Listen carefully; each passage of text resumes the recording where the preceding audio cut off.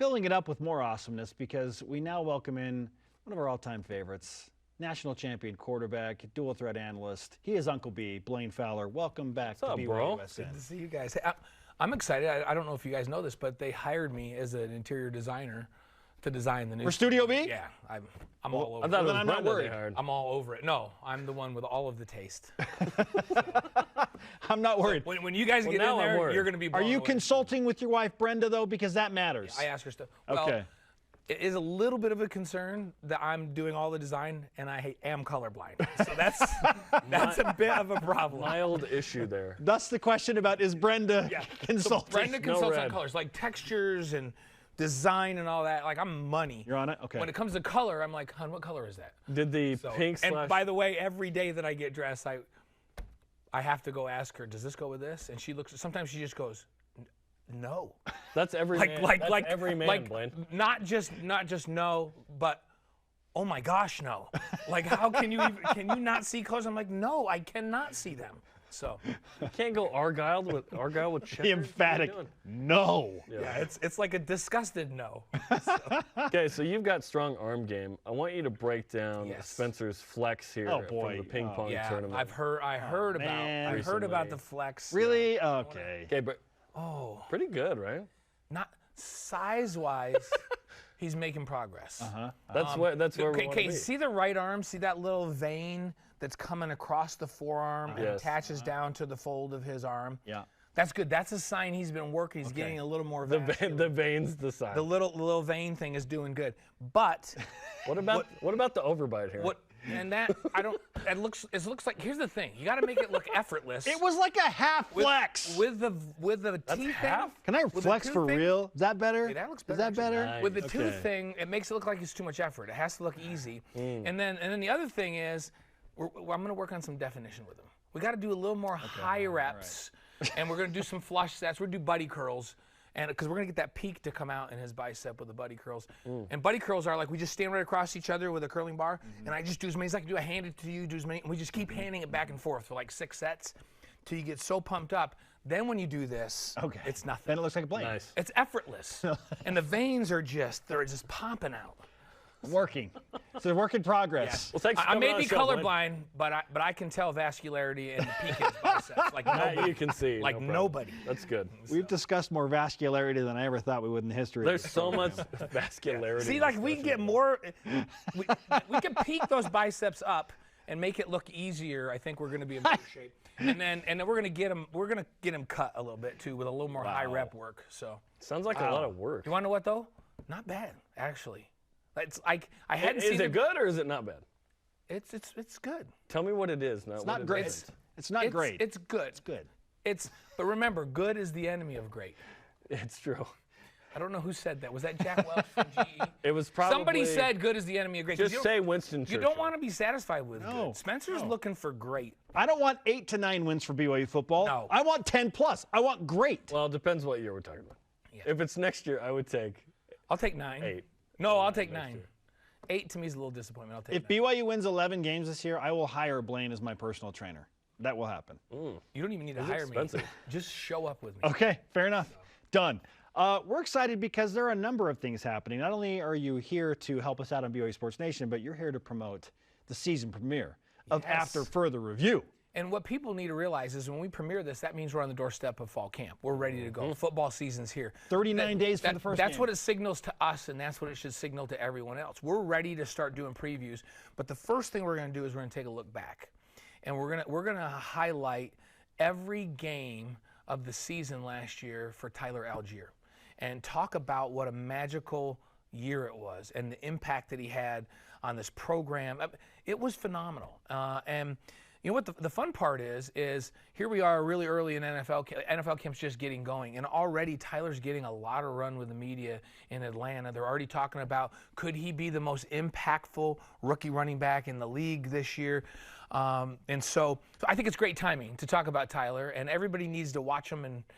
And the thing about Tyler is he works like a crazy man behind the scenes. He's phenomenal talent, but he's the most quiet, humble guy. And I think the play that illustrates more than any play who he is the play against Arizona State, where he just instinctively ran down the man that intercepted the ball, knocked it out. Zach recovered, or not Zach, Jaron recovered it.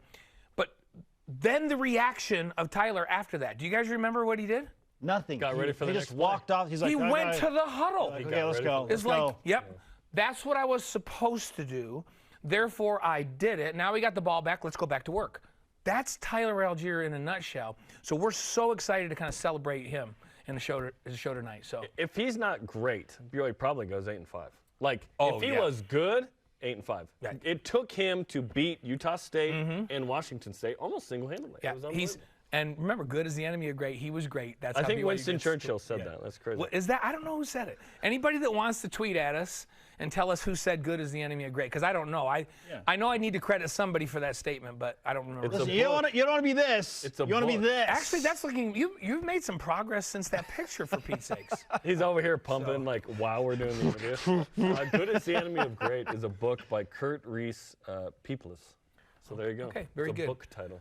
I believe in the statement. I don't know about the whole book. I can't recommend the book because I don't know it, but the statement I agree with. It's not Blaine approved. Okay, our question of the day: biggest revenge game for BYU. There's a lot of games that have an element of This is revenge. part of the path to greatness, handling the revenge games. No, and you guys covered is here in studio listening as you guys went through, and there's a lot of reasons to get motivated for multiple games this season. I think you started with South Florida. The fact that it's just the first game is big, right? And it's on the road, and when they were on the road down there, I think that Jaron in particular has a chip on his shoulder about this game. He wants to come out and go, yeah, you knocked me out. Let me show you how you get knocked out as a team. Mama gonna knock you right? out. You're gonna. It's gonna be a two-punch fight. Me punching you, your head punching the floor. That's what it's gonna be. And so Two-punch fight. yeah, and so I think for him it's a big game. Yeah. And it's the first game, so it's big for everybody. The last time they played, they won. It seemed like it was a little bit of a struggle, but remember, it was coming on the heels of multiple big games, and I think BYU kind of took a breath and just did what they needed to do. Jaron didn't even play last year in the game. And I think so. So it's closer than probably those two teams were last year. They've got a ton of talent. That's a big one. I agree. Baylor, I think, because I feel like Baylor's going to be a long-standing rival, and because it's the only team that really physically beat BYU up last year, and BYU was shorthanded in that game. So I think they go into that one thinking, we need to prove to everybody in the Big 12 that we're at the same level as these guys, and we can, in the trenches, stand man-to-man and beat up these guys. And I think Baylor loses some real key people, especially in the back seven of their defense. So I think it's a game BYU can win. I think that's really important. But when we're talking about rankings, I don't think it's close. I think Boise State is the game. And there's just so many reasons for that. Not only did they lose, and it's recent, so there's recency that like it's last year, right? And it's a game where BYU beat the heck out of them all over the field, outgained them, ran the ball. Like they did everything they're supposed to do to win, except for the big stat that I think is more important than any other in football, -4 in turnovers. Turnovers, right? bleh. And they just kept putting the ball on the ground and giving them short fields, and so in my opinion, that was a giveaway game. Those hurt more than the Baylor game last year. You go back and look at the film and you go, oh man, we weren't where we were supposed to be. We got pushed around a little bit. We didn't execute this. That's a really good football team. They were, man, how good are they in the secondary? Wow, how good are their backers? Wow, how physical are they up front? We've got to get better to beat them. Then you go back and watch the Boise State film and you go, what the heck were we doing in that game? How the heck do we lose that game? That football team is not as good as our football team, and haven't been. But they had Hank Bachmeier, Blaine. And Hank's a good quarterback. He's a good player. But BYU let them into that game with turnovers. Yeah. And it wasn't like, hey, all of them were these giant hits that separated people from the ball. They were careless with the football. And it's recent. It's last year. You guys have already outlined how much it cost to BYU.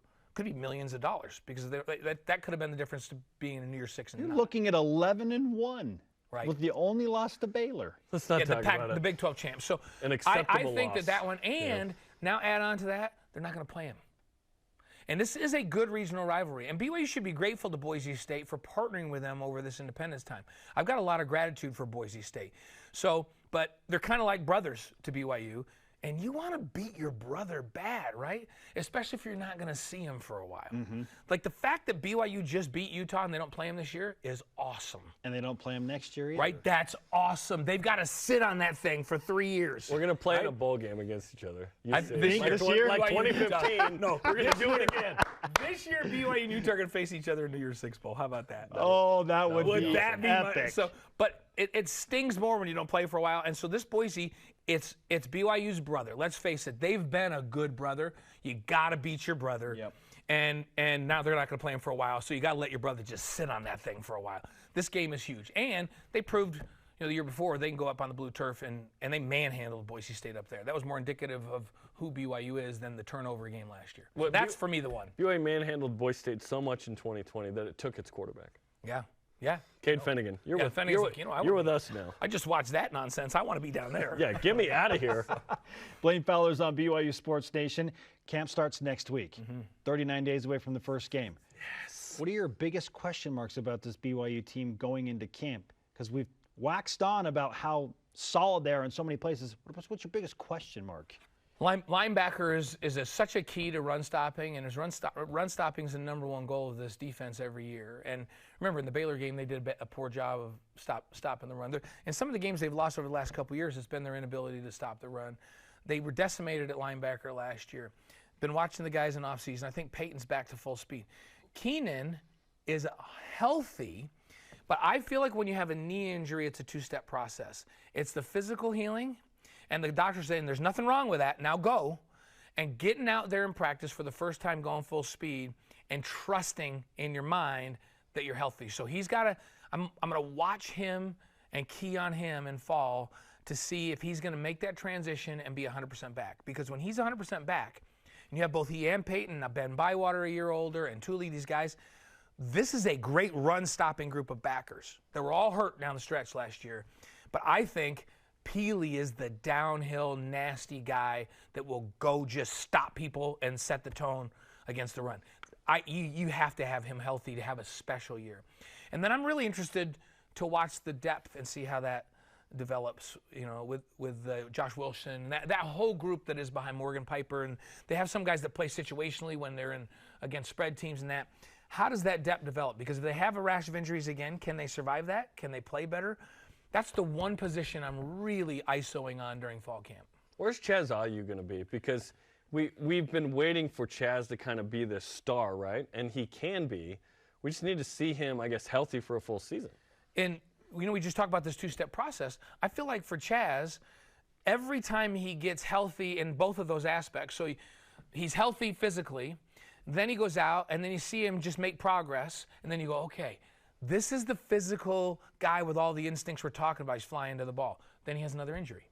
Then he starts that whole process over again where he rehabs. Then he comes back, and then can he trust it? And then once he trusts it, then he's injured again. We have never seen the full capability of Chaz Ayu in his career at BYU yet. Super unfortunate. Yeah, which is terrible. I feel like, go back, we had another guy, Jordan Pendleton, that was here, who I felt Jordan was a big-time NFL prospect, and we just couldn't keep Jordan Pendleton healthy enough to ever – he had some times where he was healthy long enough that we went, yes, that's an NFL guy right there. But he kind of went back and forth with injuries and struggled with injuries, and we never really saw him the way he could be, and he should have been an NFL guy. I feel like Chaz, we've never really seen who he can be. I feel like his instincts are really good. You watch him, he just flows to the football. He just is a natural at taking the right angles and being in the right spot. But to play the game, you got to be healthy, and that's the problem. So we'll watch Chaz and see how that goes with him as well. All right. You've answered all the tough questions, Blaine. Now we'll let you prepare for after further review, and it's going to be a doozy tonight. We'll get ready. We're going to do before Nix and I are going to do buddy curls. Nice. So that we look Jack. You always did. No, we were going to do it with McCann, but it doesn't make much sense. Because if there's nothing there that you can actually pump up, it doesn't make much sense. Oh. I'm never going to hear the end of that. We love Dave. Sometimes I say mean things that I shouldn't. Yeah, the host control. 7 Eastern on the BYU TV app. Buddy curls. Oh, Blaine, great to have you with us. Thanks, guys. Thanks, Blaine.